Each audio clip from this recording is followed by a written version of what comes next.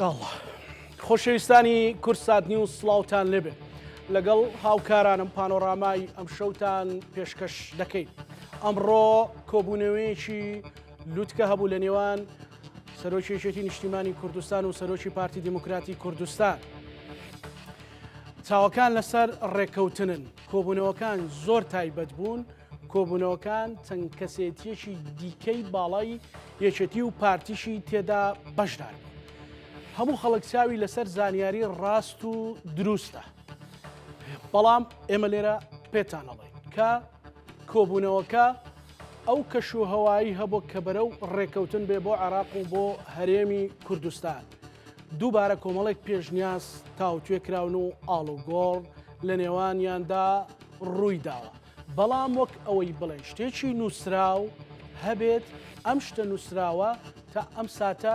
نییە وەکو ڕێکەوتنێک، بەڵام دوورکەوتنەوەشی تێدا نییە. شتێک ئەبێ بۆ ئەوەی کە عەقیبەت خێر بێ بۆ عێراق و بۆ هەرێمی کوردستان و بگەنە دەرەنجامێک کە لە داهاتوودا خزمەتی کابینەیەک بێ کە هاوسەنجی تێدا بێ، دادپەروەری تێدا بێ و بتواندرێت خزمەتی کۆمەڵانی خەڵکی کوردستانی پێ بکرێ و هیچ هێزولانیکی سیاسیش بەپێی ئەو پشک و کورسیانێک کە هێناویەتی هەست بە غوبنێکیان هەست بە جۆرێک لە پراوێز خستن نەکات و دۆخی هەرێمی کوردستانیش ڕێک بخرێتەوە وەک ئەوەی کە خەڵکی کوردستان دەیەوێت. تەوەری سەرەکی و هێزی ناو کۆبوونەوەکە ئەوە بووە، بەڵام وەکو نووسراو دووبارە یەکەمەوە کە هیچ نووسراوێکی فەرمی تا ئەم ساتانە نەبووە و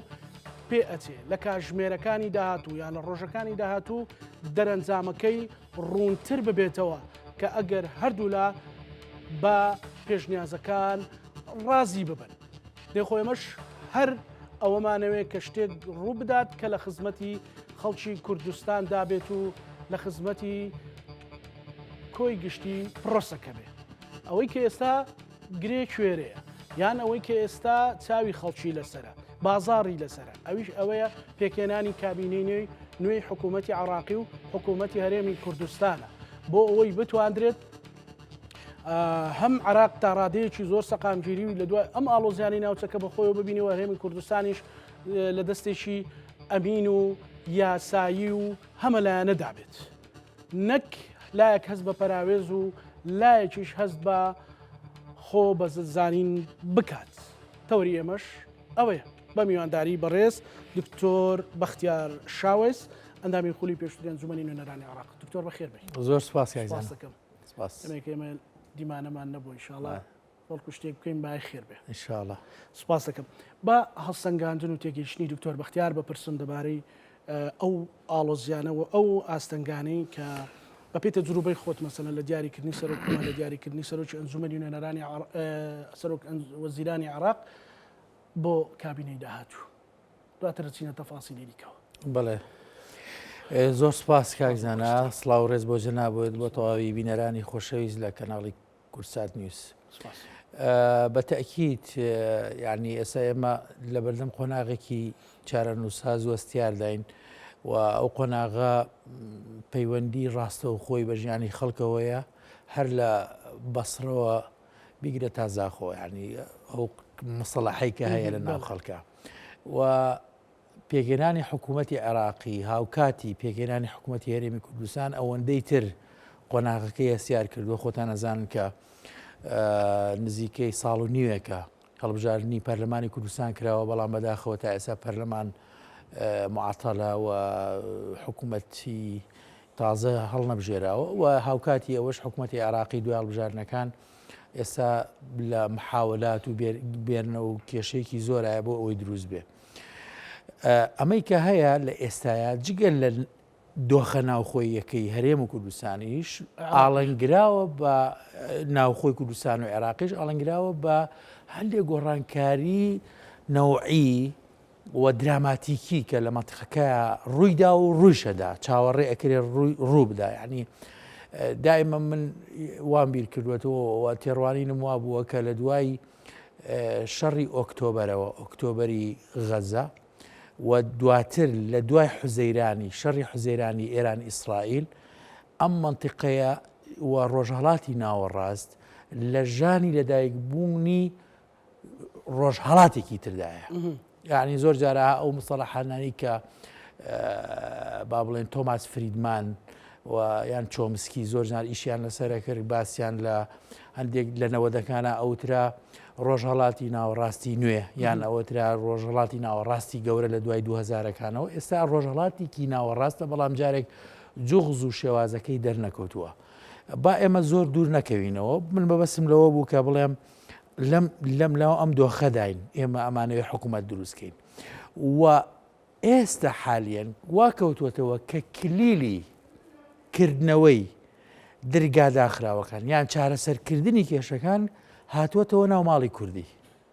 چکە لە بەپێی دەستوری عێراقی ئەو پرۆسەیەکی یەک لە دوای یەکە. ڕاستە پەرلەمان هەڵ ئەبژێرێ بەڵام لە دوای هەڵبژاردننی پەرلەمانەوە ئیتر تەوقیتاتی دەستوری کە دەست پێەکە لەوەش گرنگتر لە دوای هەڵبژاردننی سەرۆک کۆمارەوە ئێمە ئیتر ئەبێ تحدیدی بکەین چەنێکی ماوە بۆ ئەوەی حکوومەت تشکیل بێ و شێوازی حکوومەتی نوێ چۆن ئەبێ.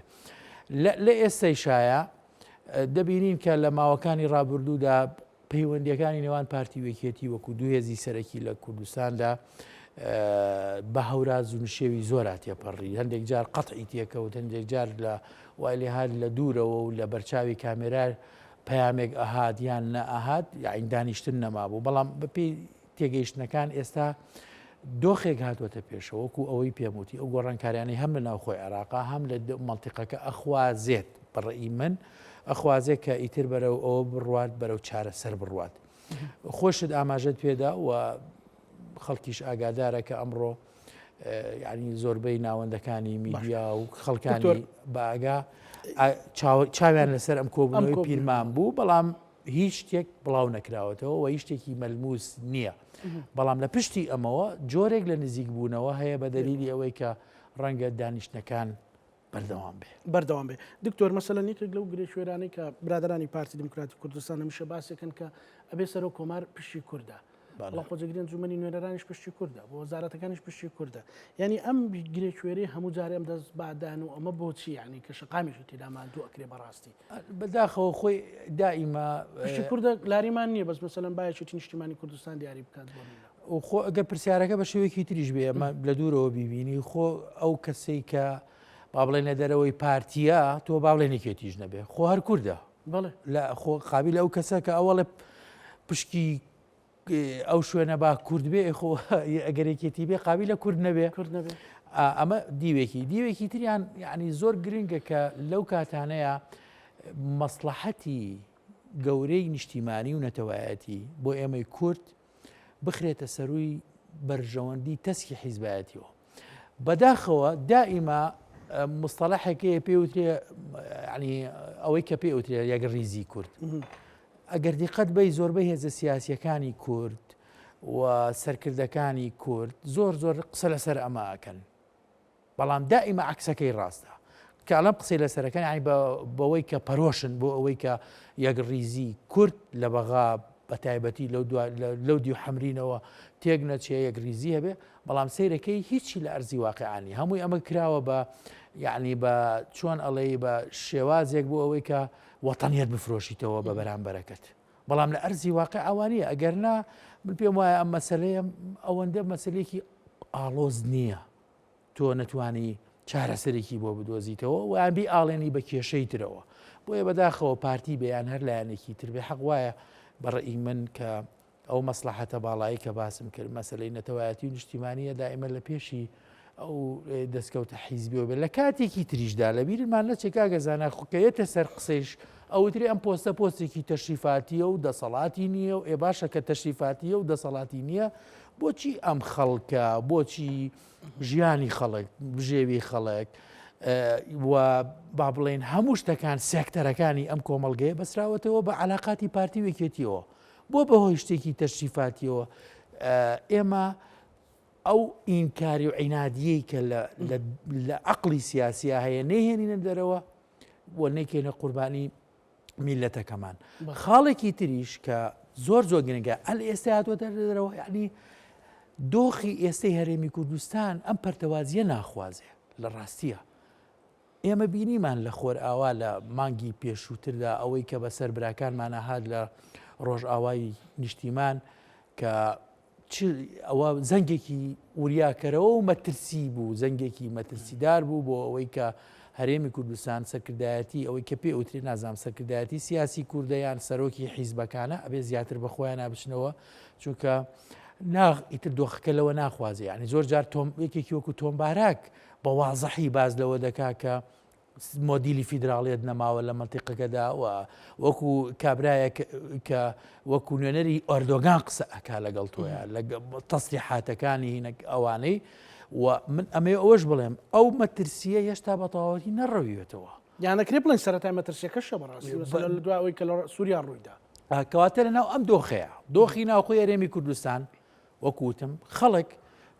ینی تۆ سێرەکەی ئێستا وای لێ هاتووە ئەمڕۆکە کۆبوونەوە بووە ئەوەی کە بازرگانە ئەوەی کە کاسبە ئەوەی کە هینە گوێ لێ ئەگرێ پارتیژ نیە لە دەروێتی بەڵێ بیر لەوە کاتەوە ئەڵێ دەیخوایە بەشکم ڕێکەون لە کاتێکە کە هیچ ڕاستەوخۆ با بڵین لە حیزبیە نە ئەوەیە بۆ هەر ئۆتۆماتیکی بە ڕێکەوتنی ئەوانە لە ڕووی دەرونی شەوە سەیری بکەیت لە ڕووی بازرگان لە ڕووی ئیقتیسادیەوە سەیری بکەیت ئەمە جۆرێک لە ئارامی بۆ خەڵک ئەگەڕێتەوە لە دیوەکەی تریشا کە ئەچیتە ئەو دی سنووری هەرێمی کوردستانەوە ئەوە دۆخی ڕۆژ ئاوایە دۆخی ئێران و ئەمریکا هەمومان دەزانین کە ئێستا ئەم میوارەیە بنیامین ناتانیەوە بەپەلە گەشتوەتە واشنگتن کە ڕەنگە بۆ ئەوە چوو بێ ئەو تێگەیشتن و نزیک بوونەوەی تاران و واشنگتن تێک بدە یعنی ئەو بەرەو ئەوە بڕوا کە لە ئێران بدرێ یعنی دۆخەکە بەرەو گرژی ببە تۆ لەناو ئەمانای پریشکت بەرەکەوێ هەرێمی کوردستان بیێ و نەوێ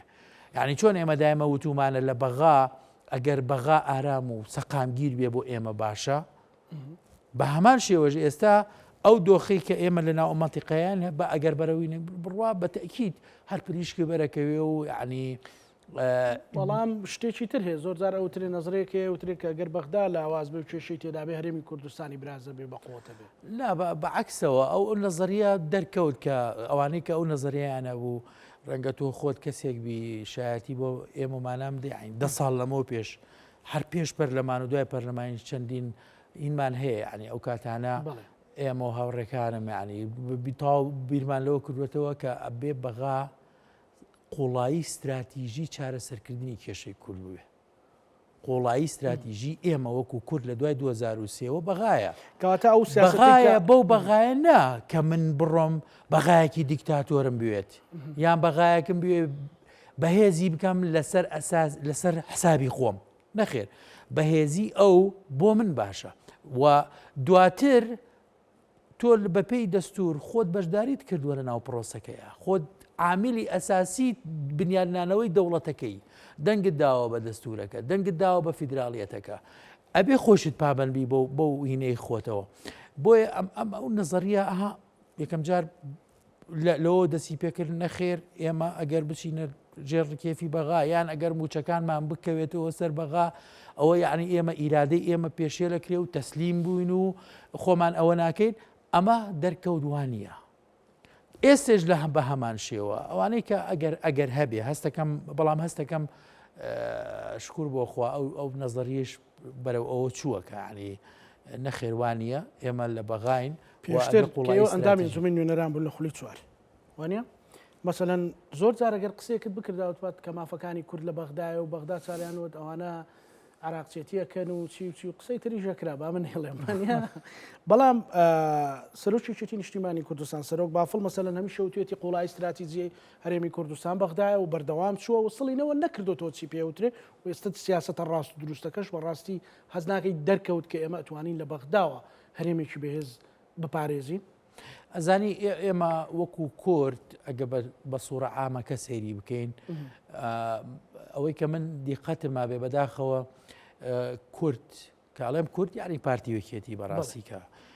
لە بەغایە استراتیژیەتێکی ڕوون نەبووە لە بەغایە یعنی ئەم استراتیژیە ڕاستە ئێمە وەکووتم بەشدار بووین لە بیناکردنەوەی دەوڵەتی عێراقی ویان لە نووسینەوەی دەستور ئەنجومەنی حکوم کە جەنابی مامجلال ڕۆڵی یەکلاکەرەوە و یعنی دراماتیکی لەوە هەبووە کە نکۆڵی لێناکە. بەڵام ئەو کاتانە تا ڕادەیەک هەردوو هێزەکە باسی شتی تریان نەئەکرد بە تایبەتی پارتی. ئەمە نەبێتەوەی کە ئێمە قسە لەسەر لایەنێک بکەین، قسە لەسەر واقعەکەین. یعنی استراتیژێک هەبوو کە تۆ ئەبێ لە بەغا چارەسەری کێشەکان بکەیت. بەڵام بەداخەوە منەمێ بە سیلسیلە قسەی لەسەرکەم لە دوای مۆزوعی سەحبکردنی سیقە لە نووری مالکی لە ساڵی 2012 ئەگەر بیرت بێن بەڕێز نووری مالکی سەرۆک وەزیران بوو ئەو کاتانە هەندێک لایەن لە ویستیان سەحبی سیقەی بکەن. مامجلال جەنابی مامجلال خوا لێی خۆش بێت سەرۆک کۆماری عێراق بوو ئەو کاتانە مقتەدا سەدر ئەیاد علاوی ئوسامە نجێفی و کاک مەسعود ئەمانە با بڵێن سەرقافڵی ئەوە بوون کە سیاسەکە بوو مالکی سەحبی سیقەی لێ بکرێت لە پەرلەمانە ئەو بوو دوایی بە حەکیمی مامجلال ئەو چینە چارەسەر کرا. لە دوای ئەوە جۆرێک لە ترازانی استراتیژیەت لە بەغا دروست بوو. یعنی لێک استراتیژۆین بوو یەکێتی وەکو خۆی ئەو استراتیژیەی ینی من کە خۆم دوای ئەوە 2 ساڵ دوای ئەو چوومە بەغا لە عین من باسی 2012کەم هەر ئەوە بوو ئەمان و بەغا ئەوە بوو ها یان و ئێوە عێراق چێت. بەڵام لە دوای ئەوە سێرەکەی مەسلەی بڕینی موچەی فەرمانبەران هاتە پێشەوە. لە دوای ئەوە مەسلەی ئابووری سربەخۆ هاتە پێشەوە. لە دوای ئەوە مەسلەی دەست بادان دروست ڕەد و ڕەدفعل دروست. لە دوای ئەوە مەسلەی ڕێککەوتنی 50 ساڵە و نەوت فرۆشتنی ئەوانە دروست بوو تا گەیشتە ریفراندۆمەکە بەداخەوە لە دوای 2012 بۆ حەڤە ئەمانە کە دروست بوو بە تەکید یەکێتی لەگەڵ ئەمینەیان نەبوو کەواتە کە لایەک یەکێتی بێ و لایەک پارتی بێ مەسلەی کورد کەواتە استراتیژیەتەکەین بوو. ئێستا ئەبێ ئەمە ڕێکخرێتەوە بەڕێی من ئەم استراتیژە ئەمە کلیلی چارەسەرکردنی کێشەی ئێمەیە. ینی زۆر جار ڕاستە مەسلەی موچە باسە کرێ مەسلەی شایستە داراییەکان ئەی باشە ئێمە بەداخەوە لە ئەسڵدا ئێستا کەس باسی مادەی 140 ناکە کەس باسی خاک ناکە کێشەی خاکمانەیە لەگەڵان کێشەی مادە دەستوریەکانمانەیە. وەختی ئێمە ئەتوانیمان لە ناوخۆی خۆمانە ئەم دوو هێزە استراتیژیەتێک بکرێتەوە بە یەک بەڕێی من وردە نە کێشەی موچەی چارەسەر چکە تۆ بەهێزەبی لە بەغا استراتیژەکە کامە بێ ئەبێ استراتیژەکە لە بەغایە دەستخستنی مافەکانی خەڵکی کوردستان بەشێکی بەڕەد و ڕەدفعلی هەرێم و بەغدا نابێ ئەو قسێ بکە ئەو وەڵامێکدا و قسێ بکە وەڵامێکدا هیچ ئیسفادەیەکی نییە. ینی خۆ من بۆیە ئەو شتانم بۆ باسکردی سەددە تاریخیەکە ئەمە بۆ ئەوەیە کە ئێمە پەندی لێوەربگرین ئەوەی کە ئایا ئێمە لە 2023 بۆ 2012 و 13 سەرکەوتوو بووین لە هەموو سێکتەرەکانەوە گەرباسی کەین ئەحسایی وەربگرە یان لە 2013 بۆ ئێستا کاکزانەگەیان لە 2023 بۆ 2013 لە ڕووی اقتصادیەوە نەک موچە شتێک نەبووە خەڵک بیری لەوە بکردبێتەوە ئەو موچەکەی دێنایەت یان بازار کەسابەت و هەروەها لە ڕووی با بڵێن حتا مافەکانی خەڵکی کوردستانیشەوە لە بەغا ئەمانە هەمووی زۆر بە شتێک نەبووە. بەڵام ئێستا بەداخەوە بەرەو لاوازی چوینەوە بوو مەسەلەی داعشی ژاتە پێشەوە کەواتێ من مەبەستم لەوەیە ئەم جۆرە کۆبوونەوەوانە و ئەمەی کە ئێستا هەیە بۆیە قۆناغێکی تاریخیە بە تێگەیشتنی من قۆناغێکی تاریخیە بۆ ئەوی جارێکی تر جۆرێک لە ڕێککەوتنی جا استراتیژیە یان نزیکبوونەوەی یان هەر شتێکی ترە نهات ناوێکی لێنی بۆچی بۆ یەخستنی ڕۆیەکان لە بەغا نەوەکو من لە فراکسیۆنی زەردم تۆ لە فراکسیۆنی سەوزی من بڵێم بەغا و تۆش بڵێ شتێکی تر ئەبێ هەمومان بەیەکەوە بین لە بەغا ئەو قسەیە کە هەیە بکرێ بە عمل ئەوەی کە ئەڵێ لەو دی سنووری حەمرینەوە ئەبێ هەمومان یەک دەنگ و یەک گورتو باشە باباسیۆکەن یەک نەبین چی ڕووەدا مەسەلەن ئەوە ڕووەداکە ئێستا هەیە ئەوە ڕووەدا کە با بڵێن ڕاستە ڕەنگە لایەنێک بتوانێت پۆستی سەرۆک کۆمار بباتەوە یان وەزارەتێک بباتەوە بەڵام میلەتەکە ئەدۆڕێنێ کێشەی موچە چارەسەر نابێ ژیانی خەڵک بەرەو لە هەموو ڕوویەکەوە ئەوەندەی تر کێشەکان گەورە ئەبن ئەوە ڕووەدا خۆ تۆ ئەم دوو حیزبە و ئەم حکوومەتی هەرێمە بۆچی دروست بووە بۆ دروست نەبووە کە وەکو باوکێک وا بێ و خزمەتی خەڵک بکە لێرا بێ ئەمە جگەلەوەی وەکو ئاماژەم پێکرد گۆڕانکاری لە ناوچەکەدا یعنی تۆ ئێستا ڕۆژبرایان و خوشکبرایانی خۆمان لە ڕۆژ ئاوا وجودیان کەوتە خەتەریاتەوە ئەمە بۆ تۆ لە سنووری تۆیە و ئەوانەی کە بەرامبەر ئەوانن کە لەسەر ئەساسی عەقڵێتێکی متەتەڕیفی دواکەوتوی فاشیەت ئیشەکە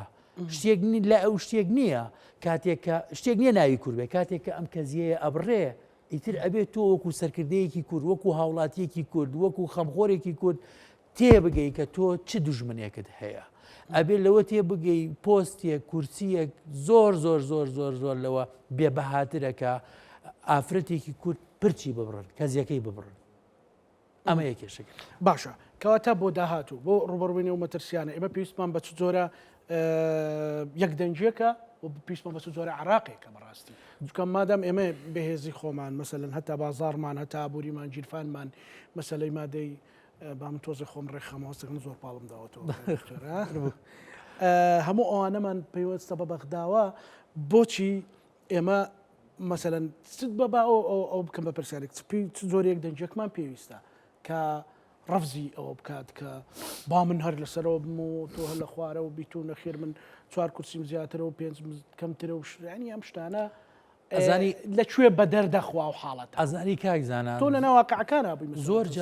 زۆر جار بەداخەوە ئەم عینادیە سیاسیە کە بەڕێی من بەداخەوە من بۆ مطلقیش قسە ناکەم لە ناو ناخی هەندێکمانە چۆتە قوڵایەکانی ناخمانەوە یعنی من تۆ فراکسیۆنی پارتیت ئەگەر ئیشێکی باشیش بگەی لەبەر ئەوەی تۆ لە فراکسیۆنەکەی من نیم من هەریەم بەها سەیری ئەو بێستراتیزیێتەکەواتە ئەبێ ئەمە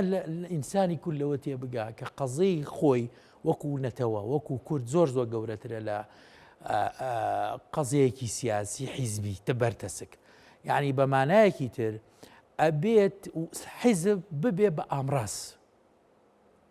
ئامانجەکە نەتەوەکە بێ ئێستا عکس بۆتەوە ئێستا نەتەوە کراوە بە ئامڕازێک بۆ استراتیژەکە یان ئەمڕینەکە وەسیلەیەکە نەتەوەکە کراوە بۆ وەسیلەیەک بۆ پێکانی ئامانجەکە کە حیزبە بۆ ئێستا بۆم باس کردی ها زۆر جارەوتری یەک ڕیزی کورد نەتەوەی کورد هەمومانە بێ یەک ڕیز بینەوە ئەمە بۆچی بەکارێن ئەم بەسەڵەحی نەوتەوە و کورد و نیشتیمانوانە بۆ ئەوەی حیزبەکەی خۆی پێک گەورە بکە بەڵام نەتەوەکە بچووک بێتەوە ئەبێ ئەم تێگەیشتنە لە فەرهەنگی سیاسی بچەسپێ و بخەمڵێنرێ ئەمە زۆر گرنگە یەک نقطەی تر هەیە عەفو بە ئەمە تەواوکەم دائیمە یەک ڕیزی لێرەوە دەست پێەکە یەک ڕیزی لە کوردستانەوە دەست پێەکە بۆ بەغا باش ئەگەر ئەم هێزە کوردیانە لە هەرێمی کوردستان نەتوانن یەک ڕیز بن یەگەڵوێز بن یەک گوتار بن قەت لە بەغا ناتوانن سەرکەوتوو بن من یەک نمونەیە بۆ گەڕمەوە ئەرەوە بە سەریعی لەسەر ئەمە ئێمە فراکسیۆنە کوردستانیەکان ساڵی 2015 تقریبان ساڵێک بوو لێوێ بووین هەموو یەکێتی پارتی گۆڕان یەکگرتو و ئەو کۆمەڵ ئەمانە کە نوێنەرمانە بوو لە بەغا زۆر لە ناو خۆمانە هێنامان و بردمان دو هەڵبژاردننی سەرۆک کۆمار و دروستکردنی حکوومەتی عەبادی وتمان با ئەبێ فراکسیۆنە کوردستانەکان حیزبە لیستە کوردستانیەکان هەمومان یەک هاوپەیمانەتی دروست بکەین ئۆکەی ماوەکی زۆر هێنامان و بڕۆ کۆبوونەوەمان کرد یەکەم کۆبوونەوەمان کرد کە یەکەم کۆبوونەوەمان کرد یعنی زۆر چوینە پێشەوە باز لەوە کرا سەرۆکی هاوپەیمانەی لای کێبێ و تەبێژ لای کێبێ بڕیاردە لای کێبێ پەیوەندیەکانی ئیشەکان ئەمجا لیژنێ دروستکەین بۆ ئەوەی پەیڕۆ پرۆگرامێک بۆ هاوپەیمانەتی کوردستانی لە بەغا هەبێ گەشتینە ئەوە و حتا مەوعیدی کۆبنەوەی داهاتووشماندانا چەند دووسێ ڕۆژ دوای ئەوە کۆبنەوەی داهاتوو بکەین بۆ بەیانیەکەیە هەر لە بیرمەڕێک بۆ بەیانە خەبەر هات وتیان سەرۆکی پەرلەمانی کوردستان لە سەیتەرە لە هەولێر ڕێگەی لێگیراوە ئەوە دکتۆر یوسف پێرێ بوو دوێن پێرێ بوو ڕێک ئەکاتە پێرێ ساڵیا دەکەی بزەبدەها وتیان ئەوە کە ئەوە بوو یعنی لە هەولێر کە سەرۆکی پەرلەمانی کوردستان نەیانێش بچێتە ژوورەوە بۆ لێر ئەوە بوو هەمووی تێکچوو ئێستاژەو کۆبوونەوە نەکراوە کە بڕیارمان لێە لەو کاتەوە نەکراوە لەبەرەوە یەک ریزی و یەک استراتیژێت و یەک گوتاری بەهێزی کورد لە بەغا ئێستا با منەوە پرسیارە لە بەڕێز بکەم وەکو هەوڵاتێک وەکو چاودێرێک یعنی بەدەر لە هەر بابەتێکی حزبی ئەم حکومڕانی ئێستا حکومڕانی شتە دروستە لە هەرێمی کوردستان خۆی ناکرێت بە مطلقی جوابی ئەم پرسیارە بدرێتەوە بەڕاستی یعنی ناکرێت بڵێ ئەم حکومڕانیەکە کە نەخێر تەندروست نییە یان تەندروستە ئەکرێت بڵێن لە هەندێک شوێنەوە پێشکەوتنی بەخۆوە بینیوە بەڵام لە هەندێکشتی شا بەڕاستی تۆ دەبینی تا ئێستا نەیتوانیوە کێشەی سەرەتایی خەڵک کە مەسەلەی موچەیە چارەسەر بکات جا من لێرەیان ناچمەنە ئەو تەفاسیلەوە بۆ نمونە بەغایە ینی شێگە بەڵام کە تۆ ئەڵێ حکومڕانی مەسئولیەتە بەرپرسیارەتیە وەکو وایە تۆ باوکێک بە بەهانە ئەمنیەک بدۆزێتەوە مناڵەکەی بەخێونەکان نە کە تۆ قەرارت داوە زەواج بکەیت و مناڵ دروست بکەیت ئەبێت بە جوانی بەخێویکەی لە ڕووی پەروەردەوە لە ڕووی خوێندن و ئەوە لە ڕووی جلوبەرگەوە لە ڕووی خواردنەمەنی و هەموو شتەکانی خۆیەوە ئەگەروانیە بۆ ئێکی وەنیە کەواتە مەبەسمەوەیە لە هەندێک ڕۆ نەخێر ئەم حکومڕانیت نەیتوانی وەکو پێویست بێ و من بە تەنها لایەکیش نابینم بە سەراحەت من ناتوانم بڵێم لەبەرەوەی تەنها ئەم حکومڕانی هەمووی پارتیە یەکێتیشی تایە گۆڕانیشی تایە بەڵام ئەبێ بە عادلانە ئەمە تەفسیرکەی چۆن من و تۆ شەریکین بۆی ئەم نمونەیە قازان 100 دینارمان پێ بەردووکمانەوە من 80 پێ تۆ 20 دیناری پێە باشە بەیانی قانجازەکەین معقولە تۆ لە قانجازەکەیە بەقەی من وەرگری نەخێر نابێ 120 وەرەگری لەناو ئەم حکوومەتیشە لە سەرۆکی حکوومەتەوە وەریبیرە بۆ دەسەڵاتەکانی خوارەوە من ناڵێ مێکێتی بەشدار نییە لەو وەزعیکە لە کوردستانە هەیە بەڵام یان گۆڕان بەڵام ئایا هەمووی وەکو یەک وایە نەخێر بە تەکید ئەو دەسەڵاتە زۆرانەی یان ئەو جونگە هەستیارانەی لای چی لایەنەکە ئەوە بە تەکید ئەوە بەرپرسیاری یەکەمە لەوەی کە ئەم حکومڕانیە لە هەندێک خاڵ و شتی گرنگە ینی پێداویستی زۆر سەرەتایی بۆ هاوڵاتیانە نەیتوانیوە سەرکەوتو بێ بەڵام ڕەنگە لە هەندی حاڵەتی شا سەرکەوتو بوو بێ و خەڵک پێی خۆش بوو ینی بەڕاستی مەسەرەی ئێستا پرۆژەی کارەباکە نازانم ئەگەر ئەمر نرخە گران نەکەن وانە ڕەنگە ئەوەی کە من ئەبینم ئەوەی کە من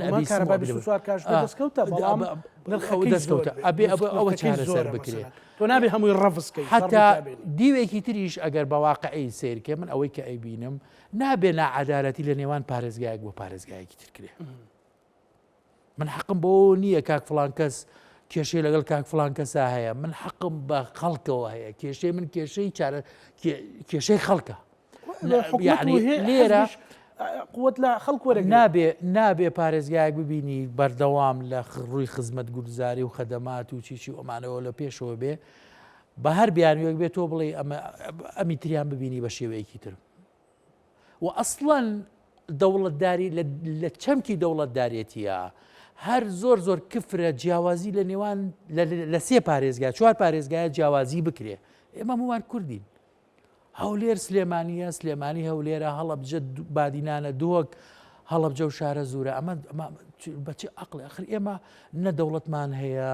نە پشت و پەنامان هەیە تۆ ئەزانین لەمەی ڕۆژ ئاوایە چۆن دەستیان لێبەراین لە ماوەی 24 ساعاتە ئەو هەموو قەتڵ و ئامەکرێ بەیانی ئێمەش ئەمە لێکرێتەوە چۆن ئەنفال کرێن چۆن کیمابارانکرێن هەروەمان لێکرێتەوە ئێدەبا لە ناو خۆمانە وەڵا ئەمە کاک فڵان کەس ئەو هەموو جادەیەی کردووە و بڕوانە لەوێوانیە کۆرە ئەی بەم قسانە ئەکرێ هەر سیاسی چۆن ئەبێ بەم شێوەیە قسە بکە لە کاتێکە خۆشی کێتە سەرین حیزبەکەی بە حیزبێکی تەواو قەومی و هەموو خاوەنی هەموو کوردستان ئەزانێ نە کوردستانی باشوور ئەگەر زۆرینکە ئەڵێ هەموو ئەم جۆرە بیرکردنەوەوانە بەداخەوە دەرهاویشتە و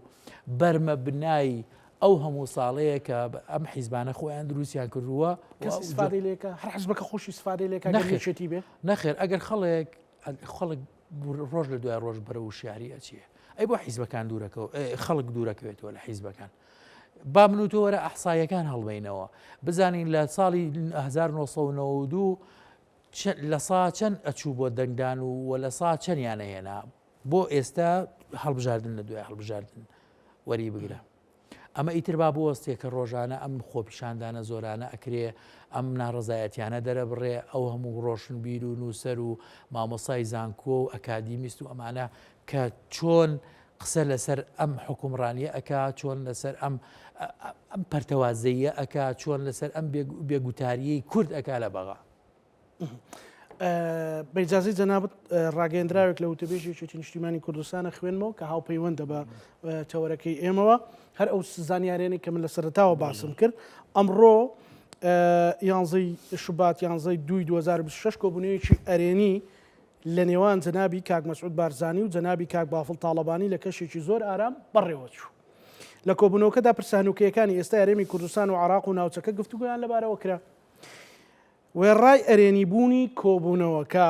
لە بەشێکی مێدیا و سۆشال مێدیا و میدیاکان هەواڵی ڕێککەوتن لەسەر پۆستەکان بڵاو دەکرێتەوە. ئێمە بە فەرمی و سەر لە بەریەم دەنگۆیانە ڕەت دەکەینەوە و ئەوە هەر ڕێککەوتنێک ئەنجام درابێت لە نێوە هەردوو لە بە فەرمی بۆ ڕای گشتی بڵاوی دەکەینەوە کاروان گەزنەی و تەبێژێکی نیشتیمانی کوردستان. ئێمە لە سەرەتاوە ئەوەمان پێوتن کە هیچ ڕێککەوتنێکی نووسراو نییە بەڵام گوێ لە پێشنیازەکان یەکتر گیراوە و کەشە کەشکێشێکی ئەرێنی بوو چاوەڕێی کاژمێر و ڕۆژەکانی داهاتوو داکەین. دکتۆر کەواتە زانیارەکانمان پشت ڕاست کراوە لەلایەن کاروان وتەبێژێکی نیشتیمانی کوردستانەوە ئەو ئەرێنی بوونە دەبێت بەرەو کوێ هەنگاو بنێ مەسەلەن بۆی حکوومەتێکی باشە بێ و کۆی جەنابەت باسەکەی مەسەلەن لە ساخۆش کابرا هەست بکات مەسەلەن ئەگەر وەزیرێکەیە گۆڕانێکێتی هەر لایەنێکە وەزیری ئەوە لە پێنجوێنیش کەسێک هەست بکە سەرۆکی حکوومەتی ئەوە نەکۆکۆ هی وتت کە بەڕاستی بێ لەسەر مێدیا و بە ئاشکرا پێ بڵێن ئەوە تا تۆ خزمەت ناکرێت تا تۆ هیچت بۆ ناکرێت. ئاخە خۆ بەڕاستی گایزانە لە هیچ شوێنی لێکاوەکو حزب نەخێ بەعکسەوە ئەگادار بە چێگیری سەرۆکی حکوومەتیش لە ناو حکوومەتەکایە بەڵام ئەوەی کە پێم وتی ئەو مەسلەی دادپەریوەری وینە لاینا معنی باشە کە تۆ خۆت نایکەی وەرە سەرۆکی حکوومەت بەبەیەکێتی وانە بەڵام وەک ئەوەی کە ئاماژەم پێکرد لە هیچ شوێنێکی وا دنیا نەبووە تۆ سەرۆکی حکوومەتی هەرێمی کوردستانی یان با بڵێن کادیرێکی ئەو حیزبەی کە لە حکوومەتە دەسەڵاتت فراوانەوە زۆربەی جونگە سیارەکان بەدەسە چۆن ئەبێ وا پەروەردەکرابی بڵێ فلانە قەزا بەهینەوە باسی بکەیت کە چۆن پەراوێز خراوەی کرا ئەبێت توێکم جار ڕخنە لە خۆت بگری ئەبێ بە خۆت تا بچیتەوە ئەبێ خۆت بڵێ ئەمە بەداخەوە ئەبوایە ئەوێ زیاتر خزمەت بکرایە یان هەر ئەو شتان ئەو جۆرە هینە نەبێ ئەم جۆرە کۆبوونەوەی کە باس کراوەتی ئەرێنی بووە چۆن بکرێ بە تەکیدی تر من پێم وایە کاتی ئەوە هاتووە یعنی بەڕاستی خەڵک زۆری چەشت لەوەی کە لە ماوەکانی ڕابردووداوە دەریشکەوت ئەم قۆڵبادان و دەستبادان و ئەم ململانێ ناوخۆیە هیچی لێشی نابێ و هیچ ناکا بە هیچ جگە لە دواکەوتوی قەزەی کورد جگە لە بێهێزی کورد لە بەغا جگە لەوەی کە دۆستەکانیش ئیتر وردەوردە لێتەکشێنەوە دۆستە ئەوروپیەکانە ئەمریکیەکانە وڵاتانی عەرەبیە ئەمە زۆر گرنگە ئەمە بێتە ئەم جۆرە کۆبوونەوانە و نەتیجەیەکی پڕبایەخی هەبێ هەم حکوومەتێکی سەرتاسەری لە هەرێمی کوردستان شەفاف دیموکراتی خواز بە هەموو مافەکانی خەڵک لە ڕووی ئازادی ڕادەربڕین لە هەموو شتەکانەوە بێتە ئاراوە و ئەو ململانەیەی کە لە ماوەکانی ڕابردوودا لە ئاسەواری زهنی تاکی کووردا نەمێنێ بەڕاستی ئەمە زۆر مهمە دواتر کە ئەچی بەرەو بەغا بەو حکوومەتە بەهێزەوە یعنی ئەتوانی زیاتر بە هاوکاری نوێرانی کورد لە بەغایە مافەکانی خەڵکی کوردستان وەکووتم قوڵایی استراتیژی ئێمە لە بەغایە مەتەسی لە ناو خۆشیانە نییە دکتۆر مەسەل ئەوانیش ئالۆزیشیان بۆ دروست بێتان ناو شیعەشە مەسەلەن لە دوای ڤیتۆکەی دۆناڵد ترەمپ لەسەر نوریمانیی بەڕێز نوریمانیی ڕەنگە دۆخەکە ئالۆز بوو بێ ئەزانی دۆخەکە ئالۆزە وەکو ئاماژەم پێکرد هەموو شتەکانمە کەوتوتەوە سەر مۆزوعی ئەمریکا و ئێران یعنی ئەتا ئەم قەزەیە بەڕێی من هەتا مەسلەی مفاوەزاتەکەی نێوانیان بە عقارێکان نەکەوێت مەسلەی شیعەکان و حکوومەتی عێراقی جارێ ناکەوێتە سەر پێ بە دیوێکی تردا شیعەکانی چاوەڕێ ئەوەن ئایا ئەمریکا جددیە لەوەی کە لە ئێرانەدا یان جددیە لەوەی کە ڕێەکەوێ لەگەڵیا چکە ئەگەر ڕێک بکەوێ حتا مەسلەی کاندیدەکانیش کاریگەریە بێ کاریگەری لەسەر کاندیدەکانە بێ لەسەر دەم و چاوەکانە بێ و لەسەر چۆنیەتی حکوومەتەکە و کابینەکەیشە بێ بەڵام ئەگەر لێی نەدا ئەو بەتەکیید بە شێوەیەکی ترە بێ بۆیە ئەمەی کە لە بەغا هەیە ئێمە ئەبێ نەیشارینەوە هەموو جارێک لە سەروبەندی پێکێنانی حکوومەت ئەم جۆرە ئینە هەبووە لە ناو خۆیانە و ئەگەر دیقەتت دابێ بەڵام ڕەنگە بجارە چارون ساستر و مەترسیدار ئەم جارە ناڵم بەسراوەتەوە بە دۆخەکەی منتیقەکەەوە ئەمەی ئەمریکا و ئێرانیژە و ئەمڕۆ کە بنیامە ناتاو ڕۆشتووە و قەرار وابوو ئەم هەفتەیە بێتەوە دانیشتێکی تر هەبێ وەکۆ بنەوەکە ئەوەی لێنێت ئەوەی یەک ریزەکە وڵا دوور بۆی مەچۆ لەبەرەوەی چکە ڕۆژی جمعە دانیشتنی نێوان عباس عێراقچی وستی کۆڤ بوو بەڵێ قەرار وابوو ئەم پێنجشەمەیە هەبێ پێنجشەمە هەبێەوە تا ئێستا کەس باسی ناکە بەیانی پێنجشەمەیە و ئەم شەو ئەو کۆبوونەوەی بنیامین ناتانەوە ڕەنگەشت بگۆڕێ بەتەکیید ڕەنگە بیگۆڕێ بۆیە حکوومەتی عێراقی ئەم جارە بەهۆی ئەوە ئەگەر نا مەوزوعی مالیکی زۆر بە ئاسانی یان دائەندرێ یان ئەتوانن دووری بخەنەوە بەڵام خۆی سوورە لەسەری تا ئێستا سوورە بەس ئەویش هەر چاوەڕێی ئەم هیناکە ئێستا بەرەو ئەوە مالکی ئێستا خەریکی لۆبیکردنە تقریبان لۆبیکردنە بە ئاشکرا و بە نهێنیش بۆ ئەوەی کە ئەو جۆرەینە بڕێ لەسەر خۆی لا بیڕەوێنێتەوە و حتا ئەو خۆی پێی وایە کە ئەمەی کە نووسراوە ئەم تویتەی کە نووسراوە بە پارە کراوە ئەمە یەک و حتا پێی وایە کە لە عێراقەوە بۆی نووسراوە لە عێراقەوە ئەو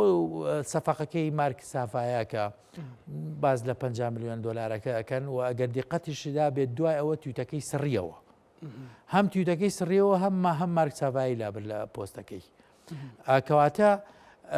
هەموو ئەم شتانە پەیوەندی بە یعنی مصربوونی مالیکی بۆ دووەتا ڕەنگە دۆخەکە بە شێوەیەک بڕواکات ساڵێک باس لەو سینناریۆی ئەکرێ ئەوەی ژێکێکە خۆی سینناارۆکان بەم شێوەیە یەکەمیانەوەیە کە ئەم حکوومەتە ساڵێکی بنەیە یعنی بۆ نمونە لە پەرلەمانتارەکان لە ناو پەرلەمانە دەنگ بن لەسەرەوەی کە ئەم حکوومەتە بە بیان و ئەوەی ئیشەکانی تەواو بکە ئیشە تەواو نەبووەکانی مەسەلەی دەستوریە تا ئێسشتیوانە بووە تۆ بیرن نەچێ خۆ ئەگەر بە مۆزوع دەستوری تۆقیتی دەستوری بێ بۆ ئێستا سەر کۆمارە هەڵبژێرایە ئەلێرەوە بامباتەوە بۆەوەی کە هەموویشە سیاسەتە تەحکوم بە شتەکانەوە خۆ ئەگەر وا وایە خۆ فایق زەیدان وتی ئەگەر لە مودە دەستوریەکان بێ هەموو یاڵەوە شێنبوو ئەی بۆ نەیکرد دۆخێکی تایبەداتە ئارەوە ڕاستە سەرۆکاتی پەرلەمان لە ماوەی دەستوریەکەی خۆیان بژێرا لە 29 مانگ 29 دوانزە بەڵام خۆ لە 28 یەکە ئەبواە دواوادە بواە بۆ سەرۆکایەتی کۆمار باشە تا ئێستا هیچ نەکراوە بۆیە من پێم وایە هەم یەکەمیان ئەوەی کە سوودانی بەردەوام بێ بۆ ماوەی ساڵێک دووەمیان ئەوەیە سوودانی هەر متمانەی پێ بکرێتەوە جارێکی تر بەردەوام بێ ئەوی تریان ئەوەیە کە مالکی بەردەوامە ها لە هەوڵدایە چکە مالکی یەکێکە لەو سیاسیانەی کە نەفەسی درێژە و دیپلۆماسیەتی بەقووەتە بەڕاستی و تەجروبەیەکی قوڵی هەیە لە دەوڵەتداریە ئەبێ ئەوەش لە بەرچاو بگرین حتا ئەم ڕۆژ ئەگەر دیقەتدا بێت جۆرێک لە لێدوانەکانی مەسلەی چەککردنی فەسائیل و ئەبێت دەوڵەت یەک هێنی هەبێ ئەمە هەمووی ئەوەی لۆبیکردنە بەشێکە لەو لۆبیەی کە ئەوێ ئەمریکیەکان ئەو هینە بڕەوێنێتەوە لایەن و یەکێک لە خیارەتەکانی تریانێ بێ بە چوار ئەوەیە کە کەسیان نەبن حتا لە ئەخیر کۆبوونەوەی چوارچەوەیە مانگی شیعەکان ئیقتراحێک کراوە نەک بە کۆیدەن قسەیەک لەوە کراوە کە یەکێک لە دەوڵەتی یاسا نزیک لە مالیکی باشە مالیکی کە خۆت نابی فەرموویبەت حەلبوسی بەڵێ کەسێکی لەو بابەتە بەڵێ زۆر زۆر سپاس بۆ بەڕێز دکتۆر بەختیار شاویست ئەندامی خولی پێشووترین زوبەی نوێنەرانی عێراق زۆر سپاس بینەرانی خۆشەویست هەروەکەوەی لە پێشەچیدا باسمان کرد هیچ ڕێکەوتنێکی نووسراوە بەڵام دۆخەکارێنی بووە و ئەو باسی کۆبوونەوەکەی پیرمامەکەم و پێشنیازی نوێ هاتۆتە ئاراوە تەفاسیلەکان لای سەرکردە و سەرۆکەکانی ئەو دوو حەزبەیە بۆ ڕۆژانی داهاتوو شتی دیکەمان پێ ئەڵێ ئێمەش لەگەڵ هاوکارانە بەیەکەوە پانۆڕامابان پێشکەشکردن نەمولایەکتان ئەمانەتی خوای گەورە بن خواتان لەگەڵ